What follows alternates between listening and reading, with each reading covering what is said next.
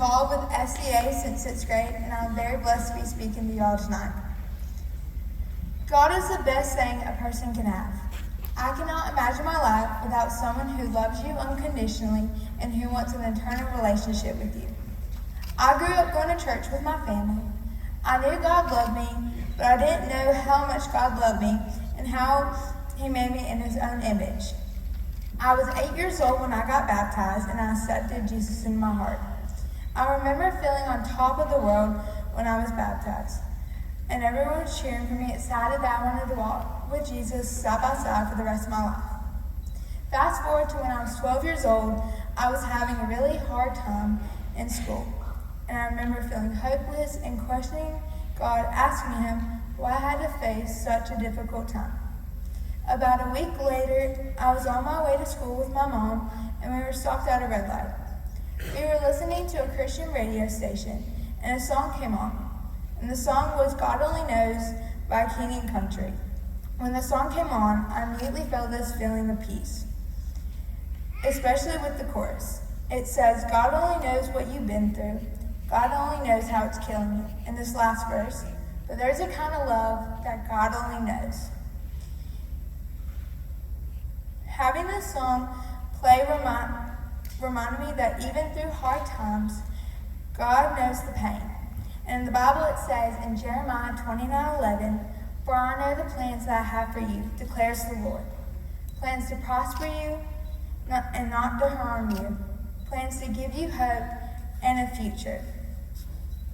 Pain we go through is only for a short while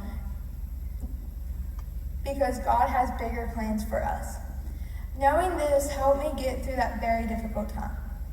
It wasn't until I went to church camp the summer before my freshman year of high school that I knew I couldn't live without God being a part of my life. It was one of the last nights of camp, and one of our youth pastors was preaching on the parable of the lost son. He asked us, what did the father do when the son came back from spending all his money and being broke and starving? The answer was, when the son came back, the father was filled with compassion for him. He ran to his son, he threw his arms around him, and kissed him. That love that the Father had for him is the same type of love that Jesus has for us. When we come running to Him, wanting a lifetime relationship with Him, letting go of our past, the Lord is not ashamed of us. He wants to celebrate that His child, whom He made in His own image, has come home to Him. After that night, I knew I really wanted to start living my life for God instead of for myself. I decided to rededicate my life to Christ, which meant I wanted to try to grow my faith more and spread the good news. After my freshman year, I'm so blessed I was able to go to camp to grow lifetime friendships and amazing memories.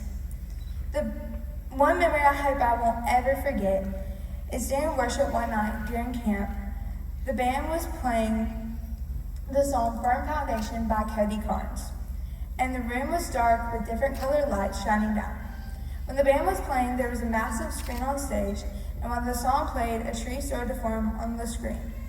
I remember I was worshiping and I had my eyes closed, and then I felt this feeling to open my eyes. And when I opened my eyes, I saw everyone in the room worshiping. I immediately felt this peace, seeing and hearing everyone praising the Lord. Seeing how our young generation wants to know Jesus and wants a lifetime relationship with Him really helped me to know that I cannot imagine my life without God. As I close tonight, I want y'all to remember Philippians 4:6. It says, don't worry about anything. Instead, pray about everything. Tell God what you need and thank Him for all He has done. Thank you.